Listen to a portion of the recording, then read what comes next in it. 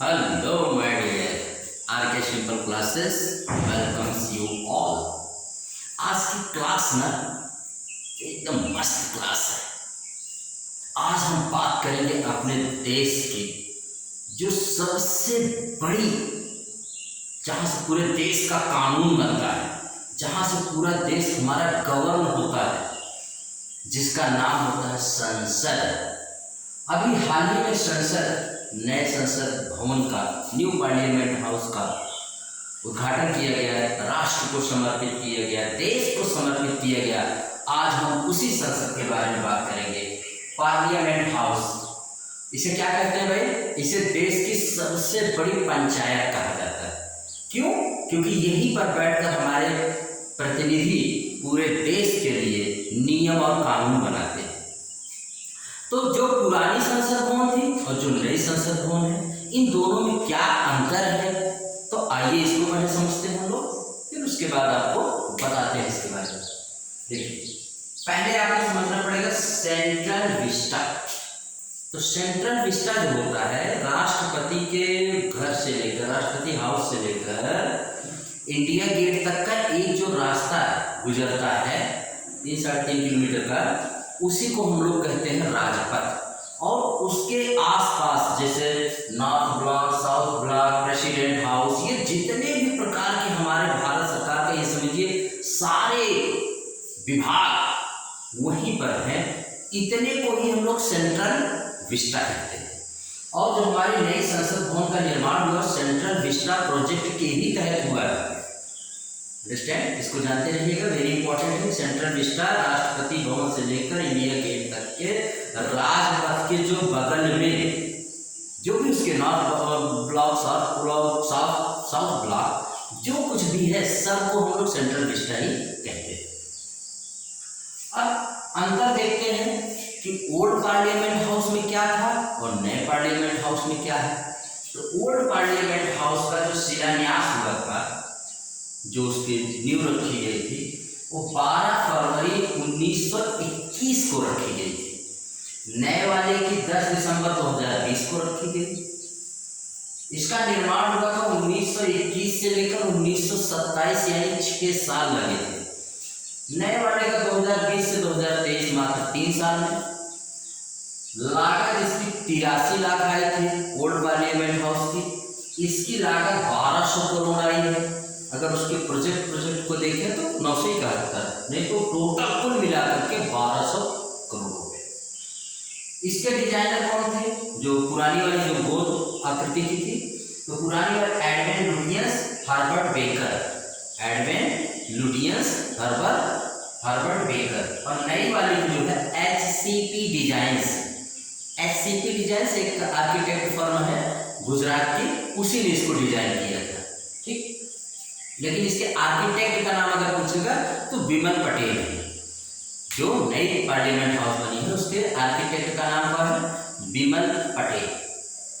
उद्घाटन इसका 18 जनवरी 1927 को हुआ था पुरानी वाले का। इसका हुआ था 28 मई 2023। अभी 28 मई को ही 2023 को हुआ है। इसके उद्घाटनकर्ता कौन थे पुरानी वाले में? Viceroy Lord Irwin. और इसके उद्घाटनकर्ता कौन है? तो हमारे माननीय प्रधानमंत्री श्री मोदी जी हैं। प्रतिकृति पुरानी वाली किसकी है? नई वाली। देखो, पुरानी वाली जो प्रतिकृति है, पुरानी वाली जो संसद गोल आकार की थी, जिसमें पोल लगे हुए हैं 4 गोल गोल, और कई उसमें पिलर लगे हुए हैं। 64 योगिनी मंदिर, मध्य प्रदेश में मुरैना में एक मंदिर है 64 योगिनी मंदिर, उसकी नकल करके उसे बनाया गया था। जो नई वाली संसद भवन है, ये विदिशा की एक विजय मंदिर है, उसको नकल करके बनाया गया है। विदिशा मध्य प्रदेश, दोनों ही मध्य प्रदेश की कॉपी की गई। ये विदिशा की मध्य प्रदेश की जो वो है विजय मंदिर, उसकी नकल करके इसको बनाया गया है। अब लोग कहते हैं कि वो पहले वाली गोल थी, ये वाली त्रिकोणात्मक है, या इसका आकार, अगर आकार की बात करेंगे, ये पहले वाली गोलाकार थी, अब क्या हो गई है? अब वाली जो है भाई वो त्रिकोणात्मक है, त्रिभुजाकार है। क्यों ऐसा बनाया गया? तो देखिए, कम जगह की वजह से इसको ज्यादा से ज्यादा जगह का यूज करने के लिए इसको क्या बनाया गया है, त्रिकोणात्मक बनाया गया है। इसको आप जानते रहिए। ये भी अब पुरानी वाली जो लोकसभा थी, पुरानी वाली संसद भवन, उसमें लोकसभा के सदस्यों 552 सदस्यों की बैठने की व्यवस्था थी। नई वाली में 888 सदस्य एमपीज बैठेंगे लोकसभा के। और इसका आकार किसके आकार का है, तो मयूर यानी मोर के आकार का। लोकसभा मोर के आकार के डिजाइन की गई। आप उसको देखेंगे तो आपको लगेगा जैसे मोर का पक्षी, पिकॉक के आधार पर डिजाइन की गई है। और भी याद करेंगे, लोकसभा में जहां स्पीकर बैठेगा वहीं पर सेंगोल की स्थापना की। सेंगोल जो होता है एक प्रकार का राजदंड है जो सत्ता के हस्तांतरण को बताता है और भारतीयों ने स्वतंत्रता कैसे प्राप्त की इसको भी दिखाता है।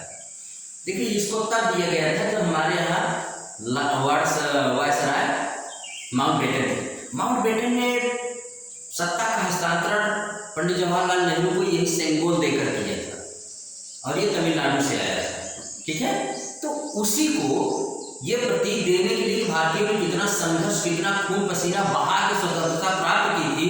आज उसी सेंगोल को आप देखेंगे तो उसके ऊपर, सेंगोल के ऊपर नंदी बैल बना हुआ है और उसको लोकसभा के एकदम जहां स्पीकर बैठेगा जस्ट उसी के बगल उसको खड़ा किया गया है। अब नई संसद भवन जब लोकसभा आप देखेंगे तो सेंगोल भी आपको दिखाया जाएगा और उसके ऊपर नंदी की आकृति है। ठीक है, तो जानते रहिए सेंगोल क्या है, वो हमारे सत्ता हस्तांतरण का एक प्रतीक है और हमारी स्वतंत्रता का भी एक प्रतीक है। हमने कितनी मेहनत, कितने खून पसीने बहाकर, कितने हमारे देशवासियों ने कितना मेहनत करके स्वतंत्रता प्राप्त की थी। बड़ी अमूल्य चीज है स्वतंत्रता। और लोकसभा में भी अगर कभी संसद की दोनों की संयुक्त बैठक होगी, जो पहले अलग होती थी, अब संयुक्त बैठक लोकसभा में भी होगी। इसको भी आप लोग जानते रहिए, लोकसभा में संयुक्त बैठक होगी संसद की। पहले राज्यसभा में 250 सांसद के बैठने की व्यवस्था थी, अब 384। और राज्यसभा का जो संसद आकार है, राज्यसभा का आकार जो है वो कमल के आकार का है। देखिए हमारे जितने राष्ट्रीय चिन्ह, राष्ट्रीय प्रतीक है ना, सबको स्थान दिया गया है नए पार्लियामेंट बिल्डिंग में। इसीलिए तो आप कहिए ना, मेरी संसद मेरा अभिमान। ये स्वाभिमान की बात है, ये हमारे अपने के द्वारा बनाई गई है। तो इसमें हम अपनी सारी वो चीजें रखेंगे जो हमारे भारत देश को महान बनाती है। ठीक, हाँ एक चीज और है, दोनों संसद भवन में यानी 888, 384, 1272 सदस्य बैठने की व्यवस्था है। देखिए ये तब हुआ है जब हमारे यहाँ अभी 2026 तक संसद के सदस्यों की संख्या को बढ़ाने पर रोक लगी हुई है।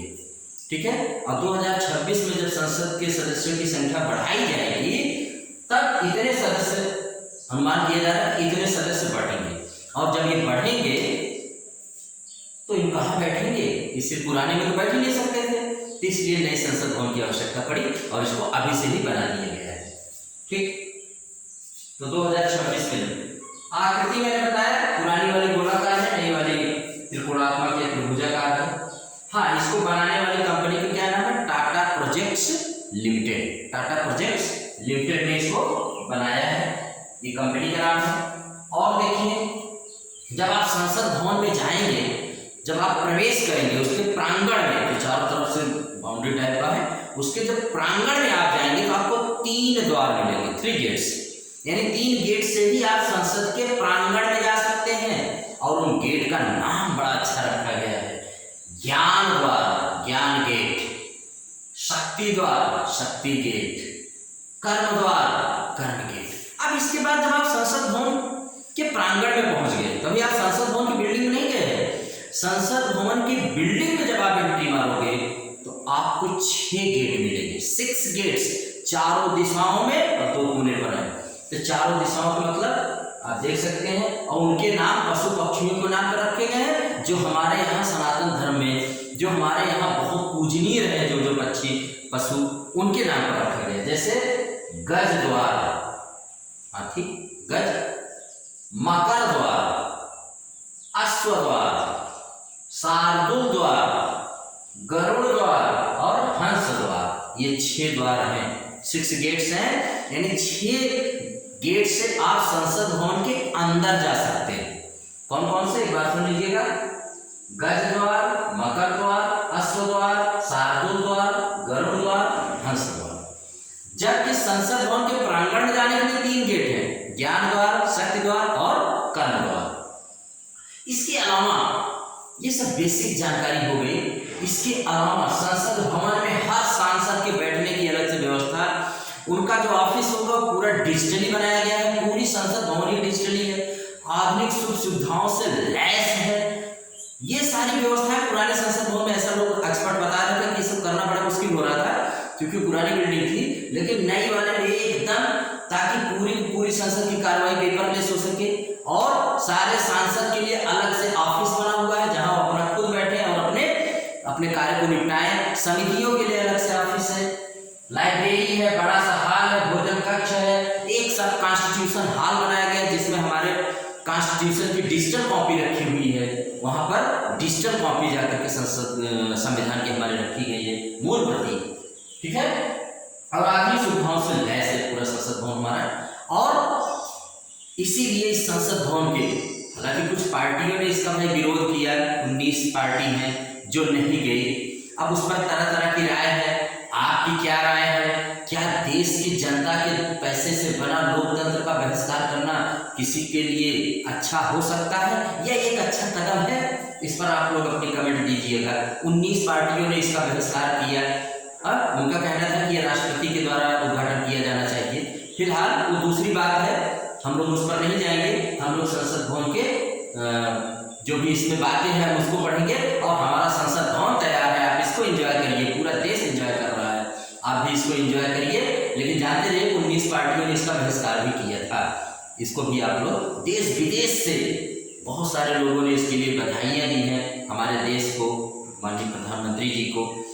तो अब वहाँ पर संसद भवन में भी, इस संसद भवन में आप एक चीज और पाएंगे, जितने हमारे राष्ट्रीय प्रतीक हैं, कमल, मैंने अभी बताया ना, कमल राज्यसभा का आकार, कमल के आकार पर, मोर लोकसभा का आकार, मोर के आकार पर, वट वृक्ष, वहां प्रांगण में इसको वट वृक्ष की भी जगह दी गई। हमारा वट वृक्ष राष्ट्रीय नेशनल ट्री जो हमारा है। और राष्ट्रीय चिन्ह अशोक, संसद के सबसे ऊपर, अभी जुलाई में इसका उद्घाटन किया गया था पिछले साल।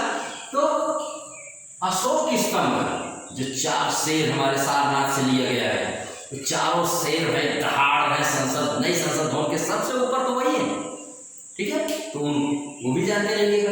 यानी हमारे जितने भी राष्ट्रीय प्रतीक हैं सबको नई संसद भवन में स्थान दिया गया है। This is a matter of great proud यार। इसीलिए लोग कह रहे हैं मेरी संसद मेरा स्वाभिमान, मेरा अभिमान, ठीक, माय पार्लियामेंट माय प्राइड। और एक चीज और जानते रहिए, इसी संसद भवन में अखंड भारत का नक्शा दिखाया गया है। अखंड भारत, वो भारत जो कहां से है, बर्मा से लेकर के बताते हैं कि हिंदुकुश पर्वत तक भारत एक था। प्राचीन समय में आप देखिए तो भारत बहुत बड़ा था। उसी अखंड भारत का मैप दे दिया है। इससे हमारे कई पड़ोसी देश आप जान ही रहे, परेशान से हो गए कि ये कौन सा मैप है। तो भाई ये हमारा पुराना मैप है। चाइना तो पता नहीं कितने हजार साल का मैप दिखा करके दूसरे की जमीन हड़प लेता है, लेकिन भारत की नियत नहीं है। लेकिन भारत दुनिया को दिखाना चाहता है कि हमारा भारत कितना बड़ा था और कितने टुकड़ों में आज बटा हुआ है। तो इसको भी जानना जरूरी है। हाँ, इसी अखंड भारत के बारे में एक बार अटल बिहारी वाजपेयी ने कुछ कहा था।